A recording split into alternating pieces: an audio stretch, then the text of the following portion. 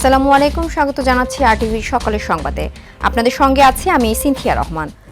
এখনও মিলছে না কাঙ্ক্ষিত এলপিজি সিলিন্ডার।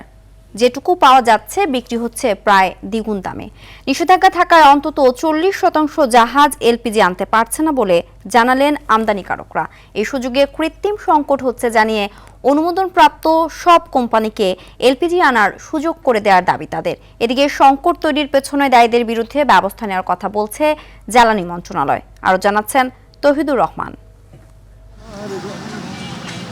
হঠাৎ করে সারা দেশেই এলপিজির চরম সংকট। চারিদিকে হাহাকার, সিলিন্ডার নেই, থাকলেও দাম বেশি। ভোক্তা পর্যায়ে বেসরকারি খাতের 12 কেজি এলপিজি সিলিন্ডারের সরকারি দাম 1306 টাকা হলেও বিভিন্ন জায়গায় বিক্রি হচ্ছে অনেক বেশিতে।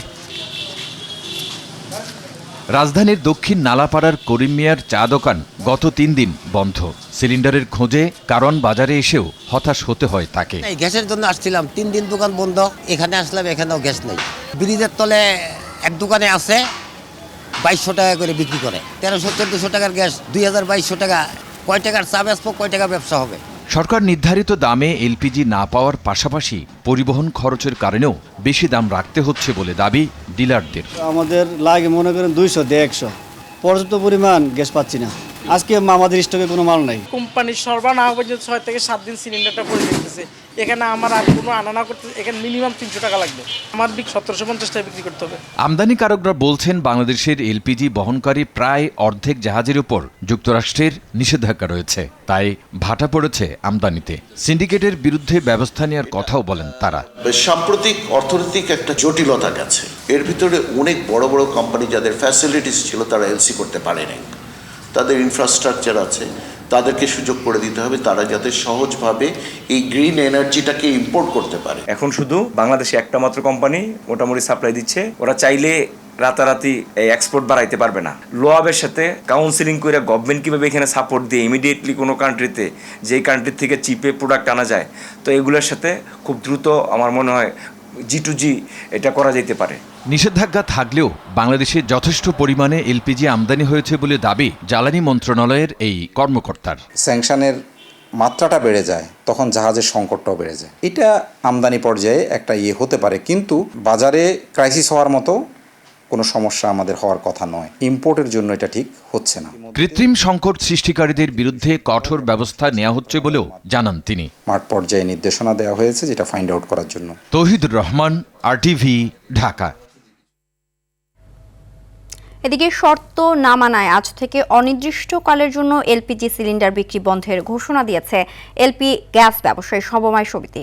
বুধবার সন্ধ্যায় এ সংক্রান্ত নোটিশ জারি করে সংগঠনটি। দাবি আদায় না হওয়া পর্যন্ত সারা দেশে এলপিজি সিলিন্ডার সরবরাহ ও বিক্রি বন্ধ রাখবে তারা। এর আগে গতকাল কমিশন বৃদ্ধি, জরিমানা বন্ধসহ 6 দফা দাবিতে 24 ঘন্টার আলটিমেটাম দেয় ব্যবসায়ী সমিতি। তবে বেলা 3টায় বাংলাদেশ এনার্জি রেগুলেটরি কমিশনের বিইআরসির সঙ্গে তাদের বৈঠক হওয়ার কথা রয়েছে। বৈঠকে দাবি মানা হলে কর্মসূচি প্রত্যাহার করবে তারা।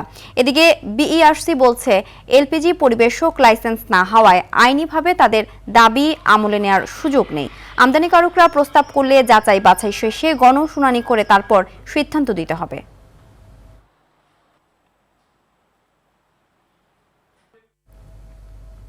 দ্রুতগতিতে এগিয়ে চলছে পটুয়াখালীর রপ্তানিমুখী প্রকল্প ইপিজেড এর নির্মাণ কাজ। চলতি বছরে দৃশ্যমান হয়ে উঠবে এই রপ্তানি প্রক্রিয়াকরণ ইপিজেডটি এবং বিনিয়োগকারীদের মধ্যে দেওয়া হবে প্লট বরাদ্দ। 2027 সালের জুনেই শেষ হবে পুরো প্রকল্পের কাজ। তাই এই ইপিজেডটিকে ঘিরে নানা স্বপ্ন বুনছেন এখানকার নানা শ্রেণী ও পেশার মানুষ। পটুয়াখালী থেকে মুফতি সালাউদ্দিনের পাঠানো তথ্যচিত্রে আরও জানাচ্ছেন লিওন আজাদ। পটুয়াখালী জেলা শহর থেকে 8 কিলোমিটার দক্ষিণে সদর উপজেলার আউলিয়াপুর ইউনিয়নের পচা কোরালিয়া গ্রামে নির্মাণ হচ্ছে রপ্তানি প্রক্রিয়াকরণ প্রকল্প ইপিজেড। 1443 কোটি টাকা ব্যয়ে এ প্রকল্পটি 2023 সালে শুরু হয় এবং 2027 সালের জুনের মধ্যে শেষ হবার কথা রয়েছে। সেখানে রয়েছে আবাসন ভবন, 4 তলা একটি প্রাথমিক বিদ্যালয়, পুকুর, মসজিদ ও রাস্তাঘাট সহ নানা আধুনিক সুবিধা। বালু ভরাট শেষে বিনিয়োগকারীদের মাঝে দেয়া হবে প্লট বরাদ্দ। প্রকল্প ঘিরে নানা স্বপ্ন দেখছেন এখানকার মানুষ। স্থানীয়রা বলছেন ইপিজেড চালু হলে বদলে যাবে পটুয়াখালী সহ পুরো দক্ষিণ জনপদের মানুষের ভাগ্যের চাকা। সব ফ্যামিলি থেকে যে একজন চাকরি করার যোগ্য থাকে, যোগ্য যদি থাকে সবাই একটা চাকরি দেবে, তার সবার মন মানসিকতা ভালো থাকলে সবাই খুশি থাকলো। কর্মস্থলের জায়গা করে দেয়, আমরা এই সরকারের কাছে আমরা এই আবেদন জানাই। কাজটা শেষ হয়ে যায় তাড়াতাড়ি, এই জন্য আমরা খুবই চালু করে কাজ দ্রুত পুনর্বাসনের জন্য নির্মিত আবাসনে 154টি পরিবার উঠতে পারবে বলে জানান এ প্রকল্প পরিচালক। 154টা পরিবার ছেলের ভিতরে তাদের পুনর্বাসনের জন্য আমরা যে বাড়িঘর করে দিচ্ছি, ওইখানে বাড়িঘরের কাজ প্রায় সমাপ্ত করতে আমাদের ব্রাঞ্চ রোড, মেন রোড সব কাজ দ্রুত গতিতে চলছে। একটি ঘর একজনকে। এই বিশাল প্রকল্প বাস্তবায়িত হলে পটুয়াখালী অর্থনৈতিকভাবে আরও সমৃদ্ধ হবে। এটি দক্ষিণাঞ্চলের শিল্পায়নে এক নতুন দিগন্ত উন্মোচন করবে বলে প্রত্যাশা সবার। লিওন আজাদ, RTV। ঢাকা চট্টগ্রাম মহাসড়কের কুমিল্লা দাউদকান্দি অংশে গোমতী নদীর উপর অবস্থিত পুরনো সেতুটি হয়ে উঠেছে চরম ঝুঁকিপূর্ণ। দীর্ঘদিন ধরে নিয়মিত রক্ষণাবেক্ষণ ও সংস্কার না হওয়ায় সেতুর কাঠামোতে দেখা দিয়েছে ত্রুটি। এতে ভারী পণ্যবাহী ট্রাক ও বাস ও কাভার্ড ভ্যান চলাচলের সময় কেঁপে ওঠে সেতু। যে কোনো সময় বড় ধরনের দুর্ঘটনার আশঙ্কা করছেন যাত্রী ও চালকরা। কুমিল্লা থেকে আবুল খায়েরের পাঠানো তথ্যচিত্রে আরও জানাচ্ছেন লিওন আজাদ। ঢাকা চট্টগ্রাম মহাসড়কে অবস্থিত গোমতী সেতু দীর্ঘদিন সংস্কার না হওয়ায় চরম ঝুঁকিতে পড়েছে। সেতুর গার্ডার ও অ্যাবাটমেন্টের মধ্যকার গুরুত্বপূর্ণ যন্ত্রাংশে ত্রুটির কারণে যান চলাচলের সময় সেতুটি অস্বাভাবিকভাবে কেঁপে উঠছে। এতে প্রতিদিন সেতু ব্যবহারকারী হাজারো যাত্রী ও চালকের মধ্যে আতঙ্ক ছড়িয়ে পড়ছে। সমস্যা হয় ওইখানের মধ্যে, মনে করেন যে রানিং একটা গাড়ি, ওই গাড়িটা ব্রেক করতে হয়, পিছনের গাড়ির গতি থাকে বেশি, এর ভিতরে মনে করেন দেখা যায় যে লাগায় দেয়, মাইরা দেয়, গাড়ি লাফায়, যাত্রীরাও মনে করেন যে ব্যথা পায়, পিছনের যাত্রীরা।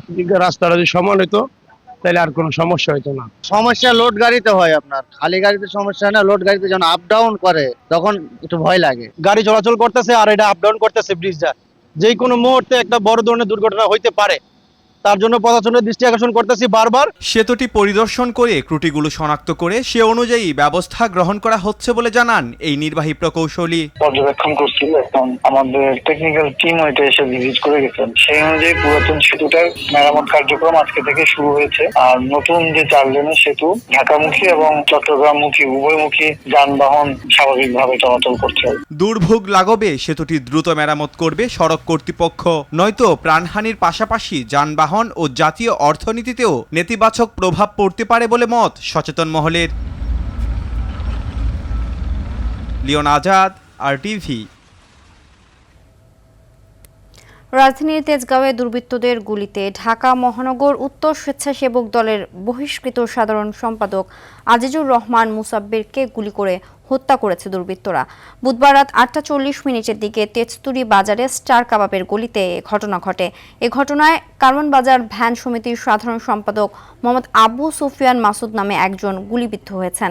গুরুতর আহত মাসুদ ঢাকা মেডিকেল কলেজ হাসপাতালে চিকিৎসাধীন রয়েছেন। প্রত্যক্ষদর্শীরা জানান, রাতে কারওয়ান বাজার স্টার কাবাবের সামনে মোটরসাইকেলে করে এসে তাদের গুলি করে দুর্বৃত্তরা। এ সময় তারা দুজন গুলিবিদ্ধ হয়ে গুরুতর আহত হয়।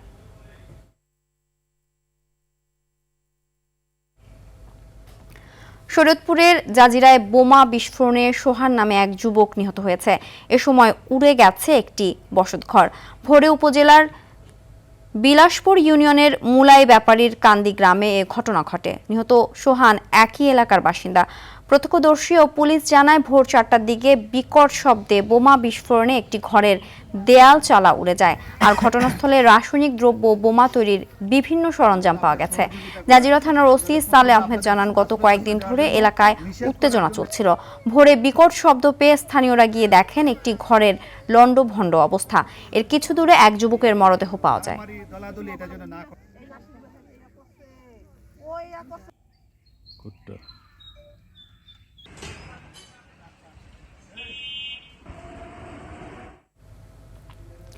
ত্রয়োদশ জাতীয় সংসদ নির্বাচনে মনোনয়নপত্র গ্রহণ ও বাতিলের আদেশের বিরুদ্ধে চতুর্থ দিনের আপিল কার্যক্রম চলছে। সকাল থেকে আগারগাঁওয়ের নির্বাচন ভবনে অঞ্চল ভিত্তিক 11টি বুথে এই আবেদন করছেন সংক্ষুব্ধ প্রার্থীরা। গত 3 দিনে 295 জন প্রার্থী আপিল করেন। এই কার্যক্রম চলবে আগামীকাল শুক্রবার পর্যন্ত। এরপর 10 থেকে 18 জানুয়ারি পর্যন্ত আপিলগুলো নিষ্পত্তি করবে কমিশন। প্রার্থিতা প্রত্যাহার করা যাবে 20 জানুয়ারি। যাচাই বাছাই শেষে আবারও প্রার্থিতা ফিরে পাওয়ার প্রত্যাশা আবেদনকারীদের।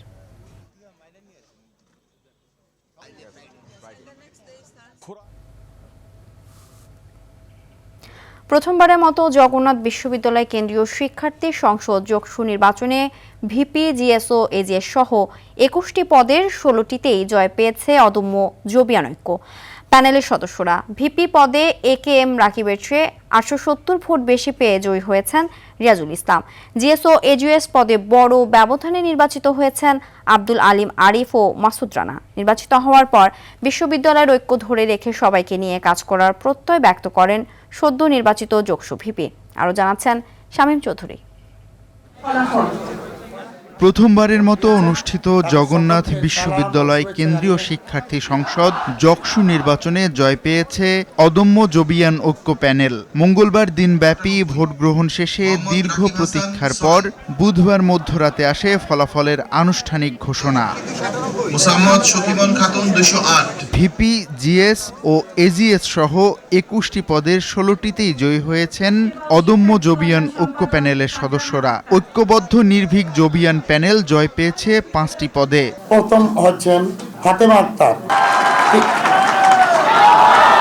তিনি ভোট পেয়েছেন 3851। দ্বিতীয় হচ্ছেন মোহাম্মদ আকিব হাসান। নির্বাচিত হওয়ার পর বিশ্ববিদ্যালয়ের ঐক্য ধরে রেখে সবাইকে নিয়ে কাজ করার কথা জানান সদ্য নির্বাচিত ভিপি রিয়াজুল ইসলাম। আমরা নির্বাচিত হয়েছি, সুতরাং আমরা ভিন্ন কিছু হয়ে যায়নি। আমরা যে সকল শিক্ষক মহোদয়ের ছাত্র ছিলাম, আমরা তাদের ছাত্র হিসেবে থাকতে চাই। আমরা যেই পরিচয়ে ছিলাম, এই পরিচয়ে একতাবদ্ধ হয়ে আমরা সামনের দিনে পথ চলতে চাই। এদিকে আনুষ্ঠানিক ফলাফল ঘোষণার পর এক সদস্যের নাম পরিবর্তন করে অন্য একজনের নাম ঘোষণা করায় কারচুপির অভিযোগ আনেন প্রার্থী। আমাকে নির্বাচিত ঘোষণা করার পরে আমরা 1 ঘন্টা পরে শুনি না, আমি আসলে আমাকে টেকনিক্যালি আমাকে বাদ দেওয়া হয়েছে। তো বিষয়টা হচ্ছে আমরা এসে তাদের জিজ্ঞেস করলাম যে আপনারা ফলাফল অফিসিয়ালি যখন ঘোষণা করার পরে আপনাদের কি লিখিত এরকম কোনো নীতিমালা আছে কিনা যেটা চেঞ্জ করা যায় কিনা, তারা কোনো উত্তর দিতে পারেনি। আমাদের কথা হলো যদি এরকম কোনো নীতিমালা না থাকে তাহলে এটা কোনোভাবে আমরা মেনে নিব না। নানা ঘটনার পর অবশেষে কাঙ্ক্ষিত ফলাফল ঘোষণা। নির্বাচিতরা ইশতেহারে দেয়া প্রতিশ্রুতি রক্ষা করবেন বলে প্রত্যাশা শিক্ষার্থীদের। একটাই প্রত্যাশা, ওনাদের ইশতেহারে যা ছিল ওনারা যেন সঠিক সুষ্ঠুভাবে এগুলো পালন করেন। শামীম চৌধুরী, RTV, ঢাকা। তীব্র শীতে জনজীবনে দুর্ভোগ নেমে এসেছে উত্তরাঞ্চল সহ দেশের বিভিন্ন জেলায়। স্থবির হয়ে পড়েছে পদ্মাপাড়ের জনপদ পাবনার ঈশ্বরদী। ভোরে স্থানীয় আবহাওয়া পর্যবেক্ষণাগারে এখানকার তাপমাত্রা রেকর্ড করা হয়েছে 8.6 ডিগ্রি সেলসিয়াস। শীতের সবচেয়ে বেশি দুর্ভোগে পড়েছেন দিনমজুর ও খেটে খাওয়া মানুষ। হেডলাইট জ্বালিয়ে ধীর গতিতে যানবাহন চলছে পঞ্চগড়ে। নওগাঁ গতকালের তুলনায় তাপমাত্রা কিছুটা বাড়লে দুর্ভোগ কমেনি মানুষের। কুড়িগ্রামে ঠান্ডাজনিত নানা রোগে আক্রান্তের চাপ বাড়ছে। হাসপাতালগুলোতে কুয়াশায় নষ্ট হচ্ছে বড় বীজতলা। দিনমজুর ও ভাসমান মানুষ বিপাকে পড়েছেন দিনাজপুরে।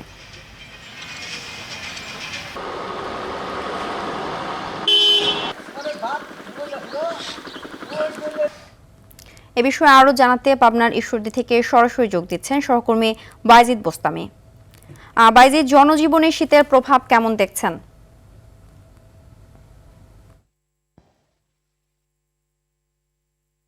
টানা 6 দিন মৃদু শৈত্যপ্রবাহের পর গতকাল থেকে মাঝারি শৈত্যপ্রবাহ শুরু হয়েছে। এ কারণে শীতের তীব্রতা ঈশ্বরদীতে অনেক বেশি বেড়ে গিয়েছে। আজকে ভোর 6টায় ঈশ্বরদী আবহাওয়া পর্যবেক্ষণাগারে তাপমাত্রা রেকর্ড করা হয়েছে 8.6 ডিগ্রি সেলসিয়াস। কিছুক্ষণ আগে সকাল 9টায় ঈশ্বরদী আবহাওয়া পর্যবেক্ষণাগারে ভারপ্রাপ্ত কর্মকর্তা হেলালুদ্দিন আমাকে আবার জানিয়েছেন যে আজকে সর্বনিম্ন তাপমাত্রা রেকর্ড করা হয়েছে 8 ডিগ্রি সেলসিয়াস, যার ফলে বুঝতে পারছেন পদ্মাপাড়ের উত্তরের এই জনপদে একেবারে শীত জেঁকে বসেছে। পৌষের শুরু থেকে এখন খুব বেশি শীত অনুভূত হওয়ার ফলে যারা অসহায় ছিন্নমূল মানুষ রয়েছেন, যারা ক্ষেত খামারে কাজ করেন, দিনমজুর রয়েছেন, তারা খুব বেশি বিপাকে পড়েছেন। আরেকটি বিষয় জানিয়ে রাখি যে এখন বোরো ধান রোপণের মৌসুম চলছে, পুরোপুরি মৌসুম প্রায় শুরু হয়ে গেছে। তো এই মুহূর্তে আমরা দেখছি যে বোরো ধানের যে বীজতলাগুলো রয়েছে শীতের কারণে, কুয়াশার কারণে এসব বীজতলাগুলো নষ্ট হয়ে যাচ্ছে। ধানের যে চারাগুলো রোপণ করা হবে এগুলো নষ্ট হয়ে যাচ্ছে। এক্ষেত্রে আমি উপজেলা কৃষি কর্মকর্তা আব্দুল মোমিনের সঙ্গে কথা বলেছিলাম। তিনি জানিয়েছেন যে তাদের যারা উপসহকারী কৃষি কর্মকর্তা রয়েছেন তারা মাঠ পর্যায়ে কৃষকদের কাছে যাচ্ছেন এবং কৃষকদেরকে নানান ধরনের পরামর্শ দিচ্ছেন কিভাবে এই বীজতলাগুলো রক্ষা করা যায়। সিনথিয়া, জানিয়ে রাখি যে আজকে যদিও সূর্যের আলো দেখা গিয়েছে, তবে রোদের তেমন কোনো উত্তাপ নেই, অর্থাৎ এখন পর্যন্ত কুয়াশা রয়েছে। এরপরে প্রকৃতির সাথে রোদ আমরা দেখছি যে লুকোচুরি খেলছে, যার ফলে রোদ উঠলে শীতের তীব্রতা কিন্তু একদমই কাটেনি, অনেক বেশি শীত অনুভূত হচ্ছে। বিশেষ করে যারা নদী পার এবং চরাঞ্চলের বাসিন্দা তারা সবচেয়ে বেশি দুর্ভোগে পড়েছেন। এবং আমরা দেখেছি যে সকালে এবং সন্ধ্যাতে রাস্তাঘাটে এবং দোকানপাটে লোকজনের উপস্থিতি খুবই কম থাকে। জরুরি প্রয়োজন ছাড়া, খুব বেশি প্রয়োজন ছাড়া আসলে ঘর থেকে কেউ বের হচ্ছেন না। এই কারণে যারা খেতে খাওয়া দিনমজুর রয়েছেন তারা কষ্ট রয়েছেন, সেই সাথে পাশাপাশি যারা ভ্যান চালক, রিক্সা চালক রয়েছেন তাদেরকে আয় রোজগার কমে যাচ্ছে, কারণ লোকজনের উপস্থিতি যেহেতু কম হচ্ছে সেক্ষেত্রে তাদের আয় রোজগারটাও কমে যাচ্ছে। এ ব্যাপারে এছাড়া যারা ছিন্নমূল অসহায় ভাসমান মানুষ রয়েছেন, রেল স্টেশনে, বাস স্টেশনে রাত কাটান, এই ধরনের যারা মানুষ রয়েছেন তারা শীত বস্ত্রের অভাবে অনেক বেশি কষ্ট করছেন, তাদের দুর্ভোগ অনেক বেশি বেড়ে গিয়েছে।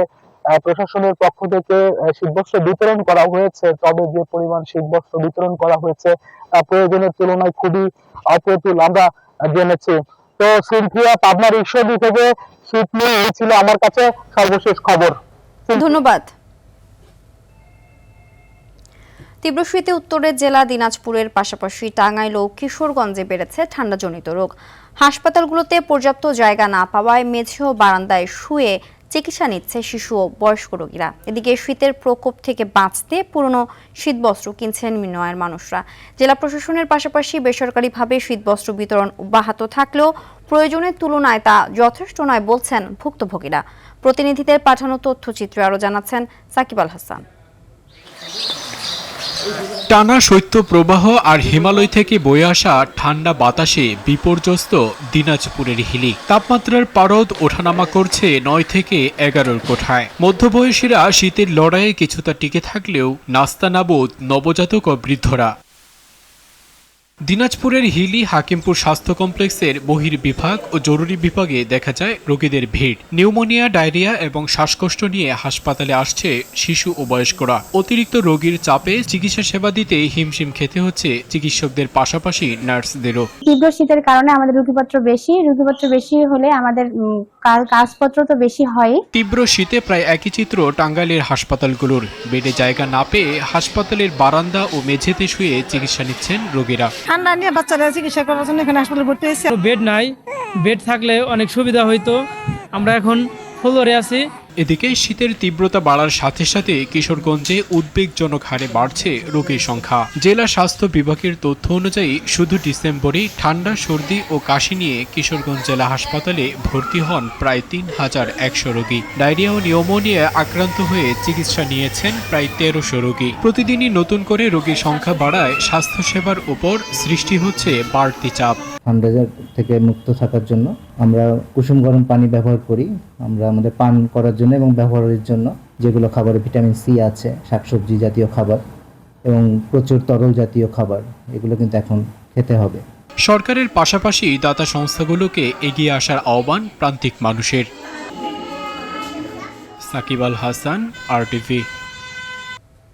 রাজবাড়ীতে মুড়ি কাটা পেঁয়াজের বাম্পার ফলন হলেও দাম কম থাকায় হতাশ কৃষকরা। জমি থেকে তোলার পর মাত্র 15 থেকে 20 দিন থাকে এই পেঁয়াজ সংরক্ষণের মেয়াদ, তাই ভরা মৌসুমে কম দামে বিক্রি করতে বাধ্য হচ্ছেন চাষিরা। তবে এলসির পেঁয়াজ আমদানি বন্ধ করলে দাম কিছুটা বাড়ার সম্ভাবনা রয়েছে বলে জানান তারা। রাজবাড়ী থেকে এম মনিরুজ্জামানের পাঠানো তথ্যচিত্রে আরও জানাচ্ছেন আব্দুল হামিদ। পেঁয়াজ উৎপাদনে দেশের মধ্যে দ্বিতীয় অবস্থানে রয়েছে রাজবাড়ী। আবহাওয়া অনুকূলে থাকায় এবছর মুড়িকাটা পেঁয়াজের আশানুরূপ ফলন হয়েছে। বাম্পার ফলনে খুশি হলেও বাজার দর কম থাকায় হতাশ কৃষকরা। চাইলেই মুড়িকাটা পেঁয়াজ মজুত করে রাখতে পারেন না চাষিরা। দ্রুত পচনশীল হওয়ায় বাধ্য হয়েই কম দামে বিক্রি করতে হয় তাদের। আমাদের প্রতি মনে 2000 টাকার উপরে প্রায় খরচ হয়ে যায়। ফলনটা মোটামুটি ভালো হয়েছে, কিন্তু বাজার একটু কম হয়, আমি ভালো লাভবান না। আমাদের দাবি থাকবে সরকারের কাছে, সরকার বাইরের থেকে পেঁয়াজ না আনে। আমাদের যথেষ্ট পেঁয়াজ আছে, এ দিয়ে আমরা ইনশাল্লাহ বাংলাদেশের পেঁয়াজের সরবরাহ করতে পারবো। জেলা কৃষি বিভাগের উপপরিচালক বলছেন, দাম কম হলেও ভালো ফলন হওয়ায় ক্ষতি পুষিয়ে নিতে পারবেন কৃষকরা। আবহাওয়া অনুকূল থাকায় এবার ফলন ভালো হয়েছে এবং আমরা আশা করতেছি কৃষক এবার তাদের কাঙ্ক্ষিত ফলন এবং কাঙ্ক্ষিত টাকা পায় সামনে হালি পেঁয়াজ করতে তাদের কোনো সমস্যা হবে না। কৃষি বিভাগের তথ্য মতে জেলায় এবছর ৪৫ কোটি টাকার মুড়িকাটা পেঁয়াজের উৎপাদন লক্ষ্যমাত্রা ধরা হয়েছে। বর্তমানে মন প্রতি ২.৫ থেকে ৩,০০০ টাকা দরে বিক্রি হচ্ছে পেঁয়াজ। কৃষকরা বলছেন, বাজার মূল্যের চেয়ে ৩ থেকে ৪০০ টাকা বেশি হলে লাভ হওয়া সম্ভব। আব্দুল হামিদ, RTV।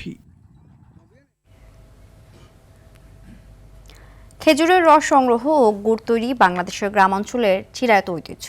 অনেক জেলার মতোই এই ঐতিহ্য বহন করে আসছে নোয়াখালীর দ্বীপ উপজেলা হাতিয়া।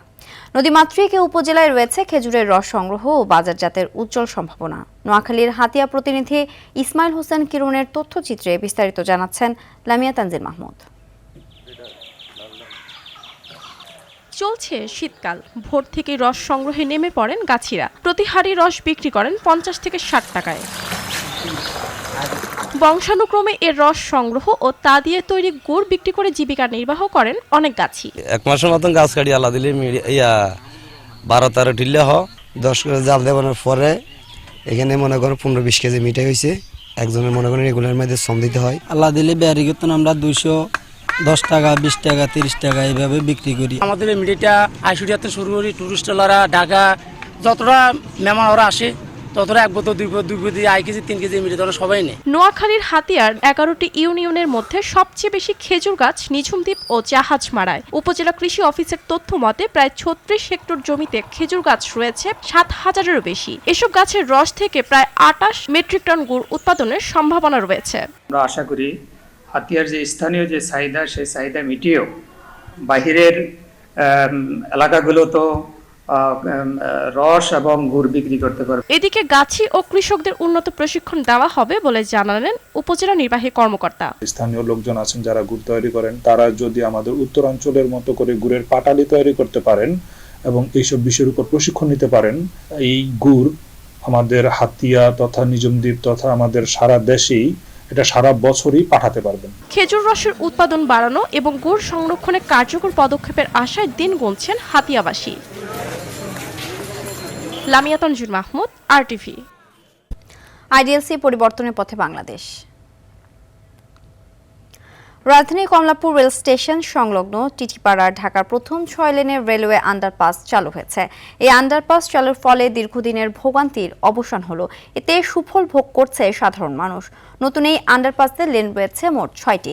4টি লেন দিয়ে চলবে যান্ত্রিক যানবাহন, বাকি 2টি লেন দিয়ে চলাচল করবে রিকশা, সাইকেল ও পথচারীরা। 5 মিটার উচ্চতার যানবাহন ও সহজে নিচ দিয়ে চলাচল করতে পারবে। এখন থেকে রেল চলবে উপর দিয়ে, নিচ দিয়ে চলাচল করবে অন্যান্য যানবাহন। স্থানীয়দের দীর্ঘদিনের অভিযোগ ছিল রেল ক্রসিংয়ে ট্রেন এলেই যানবাহন থেমে থাকতো ঘন্টার পর ঘন্টা।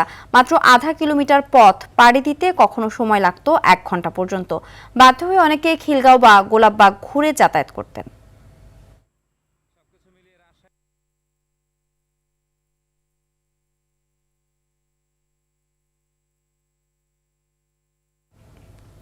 আন্তর্জাতিক প্রসঙ্গ।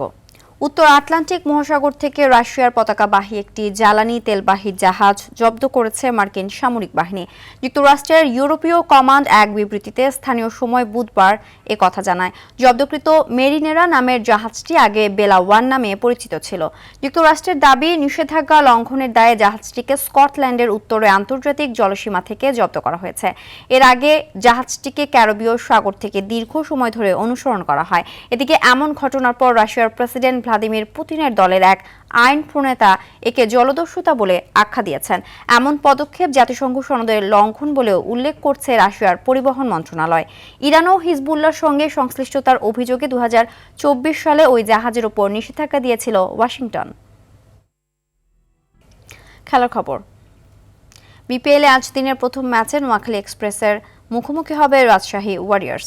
চলতি আসরে প্রথম দেখায় রাজশাহীর কাছে 6 উইকেটে হেরেছিল নোয়াখালী। তাদের সামনে এবার সুযোগ রয়েছে প্রতিশোধ নেয়ার। আসরে এখন পর্যন্ত 5 ম্যাচ খেলে জয়ের দেখা পায়নি নবাগত নোয়াখালী। অন্যদিকে আগের ম্যাচে সুপার ওভারে রংপুরকে হারানো রাজশাহীর লক্ষ্য এই ম্যাচেও জয়ধারা অব্যাহত রাখা। সিলেট আন্তর্জাতিক স্টেডিয়ামে ম্যাচ শুরু বেলা 1টায়। এদিকে দিনের আরেক ম্যাচে স্বাগতিক সিলেটের মুখোমুখি হবে ঢাকা। আগের ম্যাচে চট্টগ্রামের কাছে হেরে যাওয়া সিলেটের লক্ষ্য এই ম্যাচ দিয়ে আবারও জয় ফেরা।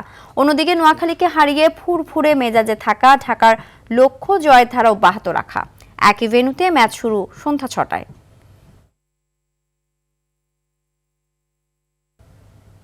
দর্শক, জমে উঠেছে ত্রয়োদশ জাতীয় সংসদ নির্বাচন। আলোচনার ঝড় উঠছে চায়ের কাপে। সেই তর্ক বিতর্ক, আলোচনা সমালোচনা তুলে আনতেই আমাদের এবারের আয়োজন হ্যাপি কাউ চায়ের কাপে নির্বাচন।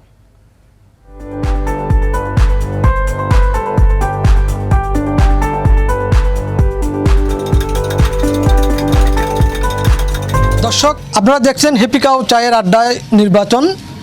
ইতিমধ্যে ত্রয়োদশ সংসদ নির্বাচনকে ঘিরে শুরু হয়েছে আলোচনা সমালোচনা। আমরা এই আলোচনা সমালোচনা শুনতে আসলে আড্ডা দিব, গল্প করব। এই গল্পের সাথে সাথে আমরা আসলে জানতে চাইব আসন্ন ত্রয়োদশ সংসদ নির্বাচনে বিভিন্ন যে বক্তব্যগুলো আছে আমরা সেগুলো আসলে তুলে ধরার চেষ্টা করব। এলো instant milk powder happy cow, যেমন সাশ্রয়ী তেমনি পুষ্টিগুণে ভরপুর। হ্যাপি কাউ, গরুর দুধের স্বাদ সবাই পাক।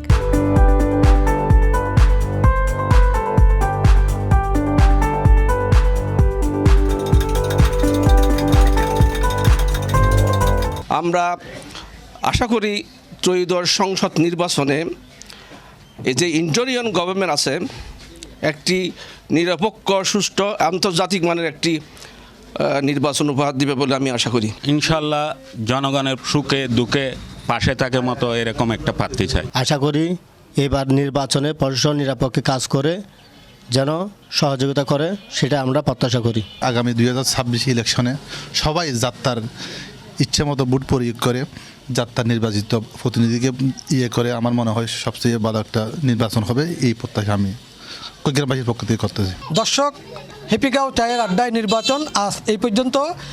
আপনারা সুস্থ থাকুন, ভালো থাকুন এবং নির্বাচনের সকল তথ্য পেতে আরটিভির সাথে থাকুন।